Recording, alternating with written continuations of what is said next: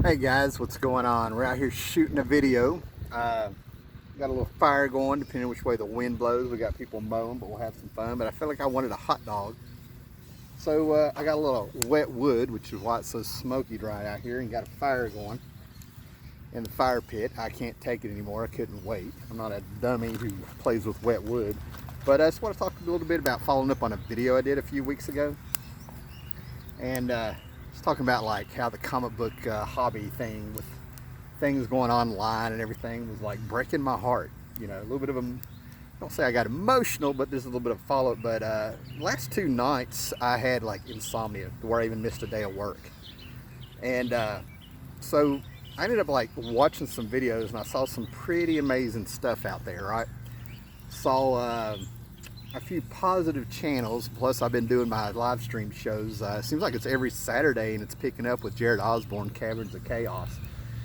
And we get out here and we actually end up really talking about comic books and stuff. That was my thing. Everything's so topical now, or it's a war with everything, you know, and I'm talking about ComicsGate and stuff, right?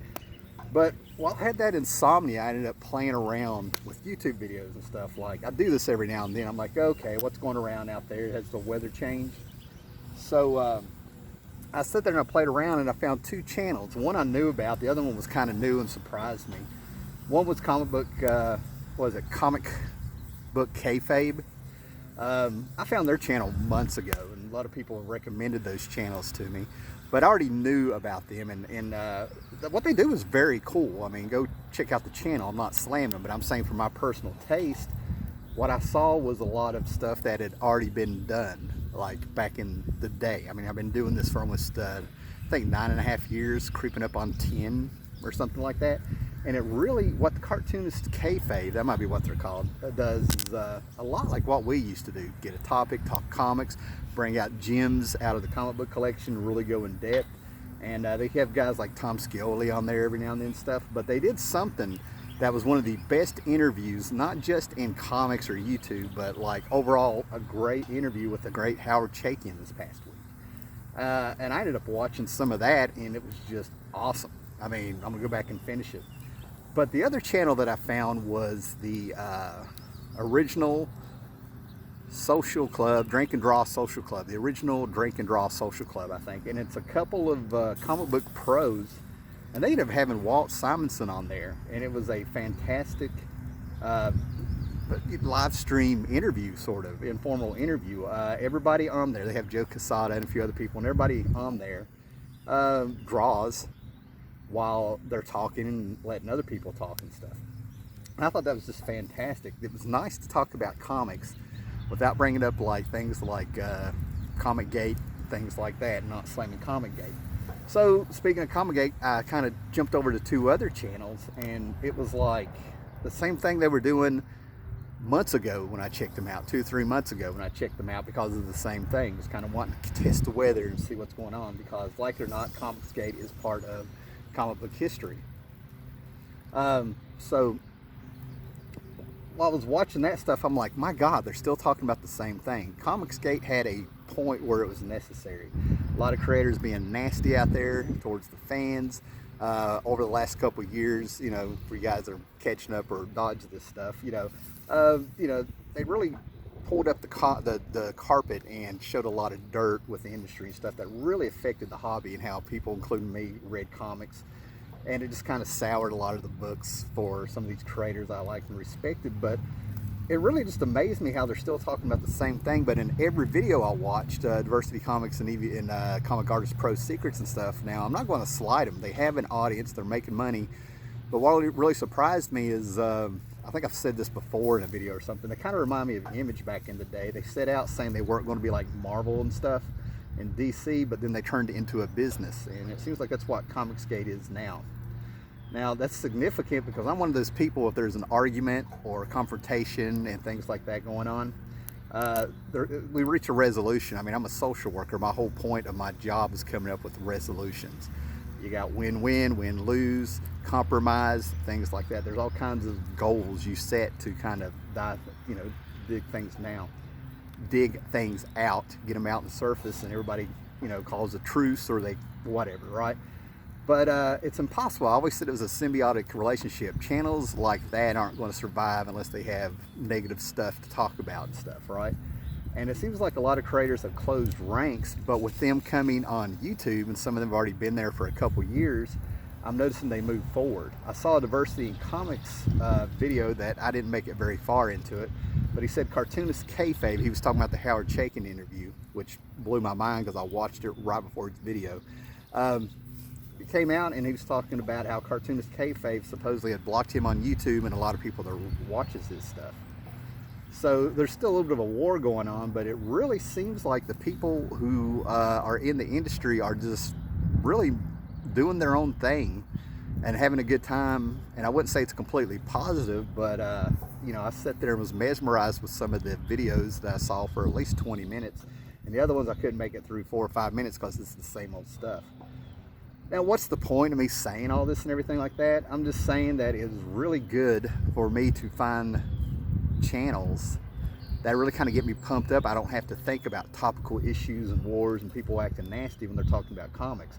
They also come through and there's a lot of honesty in there, especially that Howard Chaykin one. Wow, man. I mean, he dropped some dimes and stuff in that one. Almost done. And then Walt Simonson was just going back and talking about his Thor books and a little bit of Metal Men and talking about his process, and it's a lot of very interesting stuff and some pros behind the time, you know, behind the backgrounds if you go way back with this stuff. Because I'm a dinosaur, man. I'm really down for all that stuff, right? So it's really kind of cool. But it just seems like ComicsGate now, if you're into it, they have their audience, they're there. And I can't slide them. If I found an audience and I found a gimmick and a hook and had the talent, I'd probably put a bunch of books on Kickstarter, Indiegogo, and all that stuff too.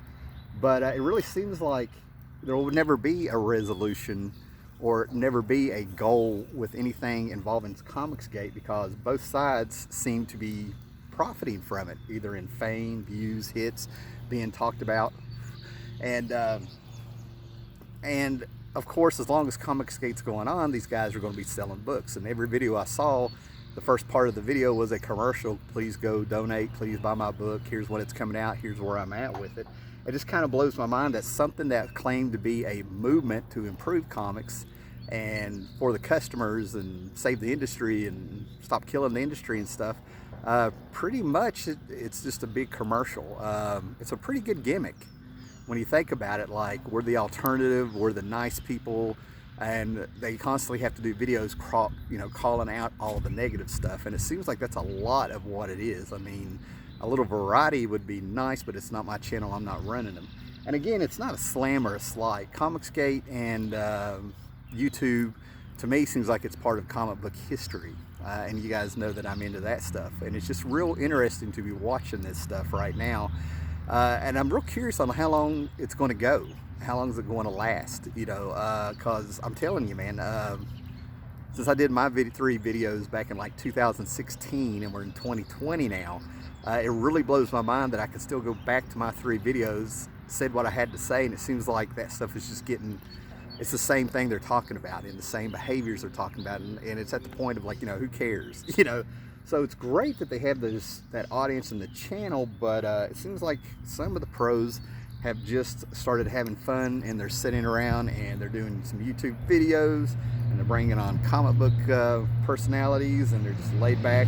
You get to see behind the scenes a little bit, and it seems like ComicsGate is just left behind is what it feels like. Now, these videos are still getting, I don't know, well over 10,000 hits and stuff. So how can you say that, Howler Mouse? How can you say that?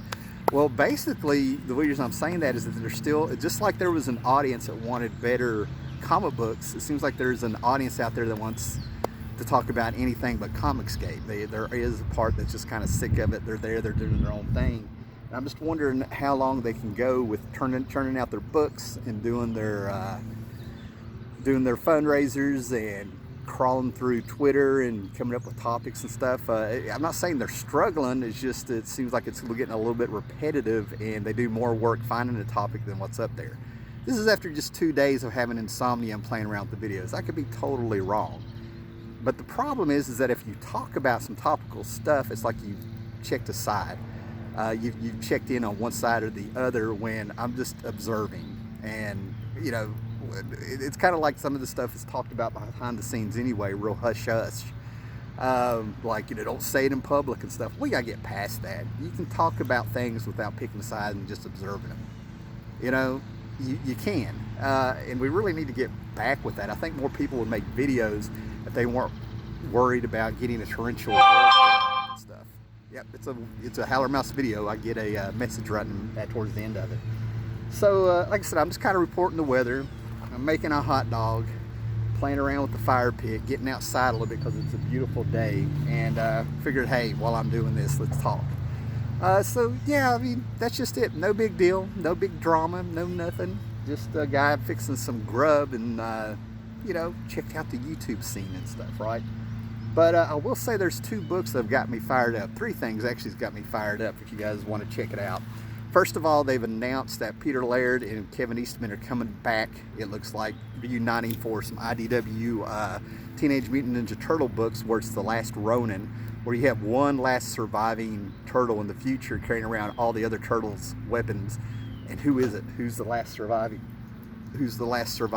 turtle? The other thing is the 3 Jokers. I'm in. I'm going to go into it with low expectations.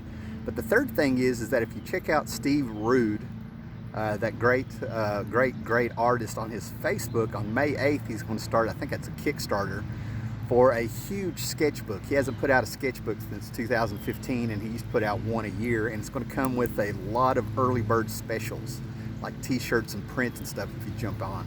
And I'm just sitting here thinking, is the tide turning, or have I just kind of tapped into a moment? I hope the tide's turning, and it feels like things are getting creative again. It feels like we got a few things to look forward to, because I have not been excited about any new comics in quite a while.